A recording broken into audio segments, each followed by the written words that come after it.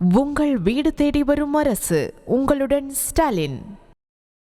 திருப்புவனம் அஜித்குமார் கொலை விவகாரத்தில் தமிழ்நாடு அரசு தன் தவறை ஒப்புக்கொண்டதை காங்கிரஸ் கட்சி பெருந்தன்மையாக பார்ப்பதாக தமிழ்நாடு காங்கிரஸ் கமிட்டி தலைவர் செல்வ பெருந்தகை கூறினார். சென்னை கொடுங்கையூரில் நடந்த பொதுக்கூட்டத்தில் கலந்து கொண்ட பின்னர் செய்தியாளர்கள் சந்திப்பில் இதனை தெரிவித்தார். அஜித்குமார் மரண விவகாரத்தில் தவிக சாரி வேண்டாம் நீதி வேண்டும் என நடத்திய போராட்டம் குறித்த கேள்விக்கு மன்னிப்பு கேட்பவன் மனிதன், மன்னிப்பு கேட்காதவன் இருமாப்பு உள்ளவன் என்றார். தவறு என்று எல்லோரும் உணர்ந்துட்டார். தவறை யாரும் மூடி மறைக்கல.